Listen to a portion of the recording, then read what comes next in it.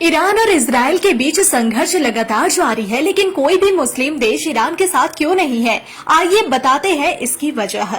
Israel ने जब Iran पर बीते हफ्ते गुरुवार रात को हमला किया, तब दुनिया के अधिकांश मुस्लिम देशों ने इसकी निंदा की।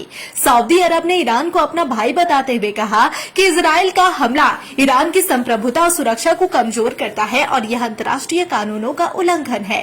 तुर्की ने भी हमले की निंदा करते हुए बस इतना कहा कि इजराइल पूरे क्षेत्र को युद्ध में धकेलना चाहता है और मध्य पूर्व एक और युद्ध नहीं झेल सकता।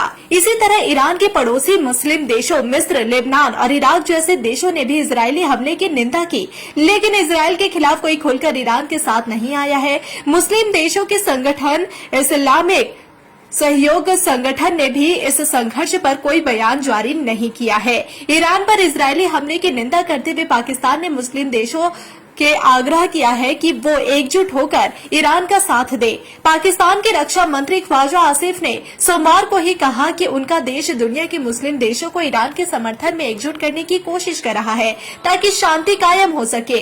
पाकिस्तान के प्रधानमंत्री शहबाज शरीफ ने भी बुधवार को अंतर्राष्ट्रीय समुदाय से अपील की कि ईरान और इजराइल के बीच तुरंत सीज फायर होना चाहिए, नहीं तो क्षेत्र की बिगड़ती स्थिति न केवल मध्य पूर्व के लिए बल्कि पूरी दुनिया के लिए घातक साबित होगी। एक तरफ पाकिस्तान ईरान के लिए समर्थन दिखा रहा है और पूरी दुनिया के मुसलमानों को इजराइल के खिलाफ एक होने के लिए कह रहा है, तो वहीं दूसरी तरफ उसके सेना प्रमुख जनरल आसिम मुनीर इजराइल के सबसे बड़े समर्थक और सहयोगी अमेरिका के राष्ट्रपति डोनाल्ड ट्रंप से व्हाइट हाउस में मिल रहे हैं। इससे साफ पता चलता है कि पाकिस्तान किस हद तक ईरान के साथ खड़ा है।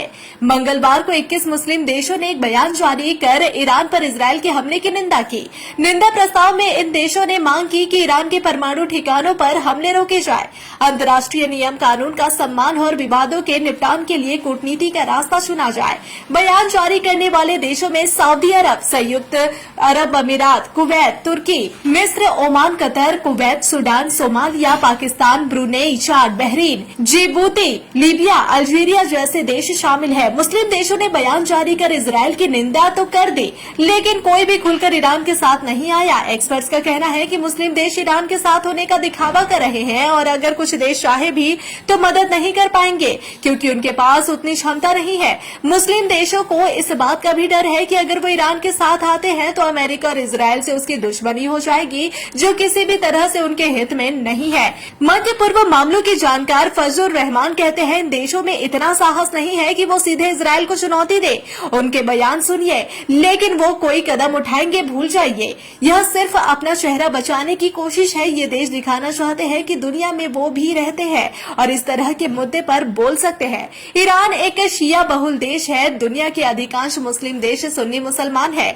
शिया सुन्नी मुद्दे को लेकर ही ईरान की सऊदी अरब से ऐतिहासिक दुश्मनी रही है। दोनों देशों ने इसी तरह के विवाद के चलते 2016 में अपने राजनयिक रिश्ते तोड़ लिए थे, लेकिन चीन की मदद से मार्च 2023 में दोनों देशों ने सामान्यीकरण समझौता किया था। सऊदी अरब ने भले ही ईरान से दोस्ती कर ली, लेकिन वो पुरानी दुश्मनी भुला नहीं है।